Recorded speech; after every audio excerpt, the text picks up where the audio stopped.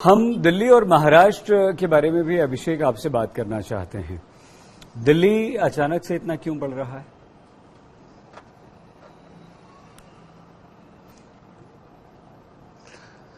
देखिए सही, ये दो कारण हैं।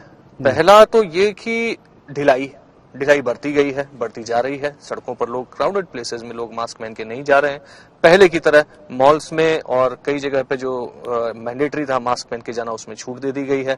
साथ ही जो अब कुछ नहीं होगा, ये कोविड वेव बहुत ही हल्की है, 2 दिन का बुखार है और कुछ नहीं होता, ये जो एक धारणा बन गई है, जो कि कई मायनों में स्वस्थ लोगों के लिए ये धारणा सही है कि उनको बहुत ज्यादा कुछ नुकसान नहीं हो रहा है।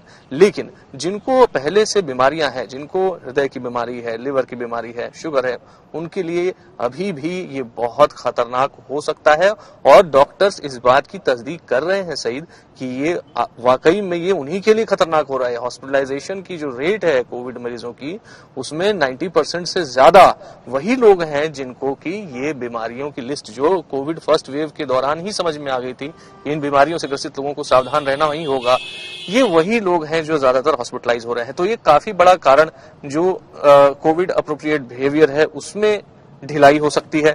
इसके अलावा जो वैक्सीनेशन की रफ्तार है सईद, मुझे लगता है कि उसको थोड़ा सा और पुश देने की जरूरत हो सकती है।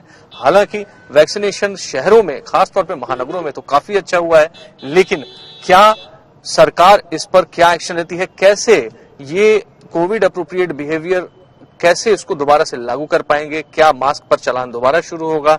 क्या पीवीआर्स में, पब्स में, बार में जो पहले व्यवस्था थी उसको वापस से लागू किया जाएगा? क्या वापस से आपको अपना वैक्सीनेशन कार्ड दिखा करके ही अंदर जाने दिया जाएगा?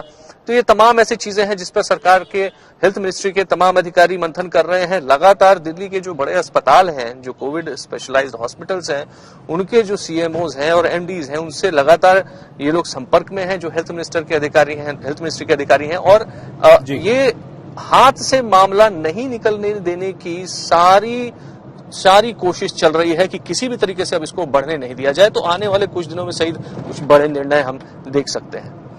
सईद, दो चीज, एक तो अभिषेक, पॉजिटिविटी रेट दिल्ली में 15%, इसका क्या मतलब है और ये होता क्या है?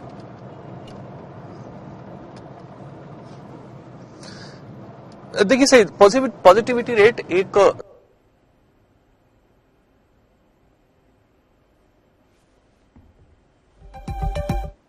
हमारे संवाददाता अभिषेक, हाँ जी, इस तरीके से पॉजिटिविटी रेट का आकलन किया जाता है।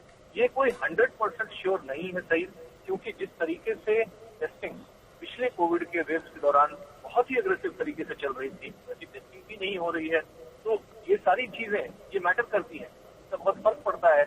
आने वाला जो वक्त है, अगर इस तरीके का स्पाइक चलता रहा और उसके ऊपर ध्यान नहीं दिया गया, तो ये कहाँ लेके जा रहा है सही। जिस तरीके की सिचुएशन में हम झेल चुके हैं, ऐसा हम सब कुछ दोबारा नहीं होने देना चाहते हैं। और इसके लिए सिर्फ सरकार ही सब कुछ नहीं कर सकती है। इसके लिए लोगों को भी कोविड अप्रोप्रिएट बिहेवियर का पालन करना पड़ेगा।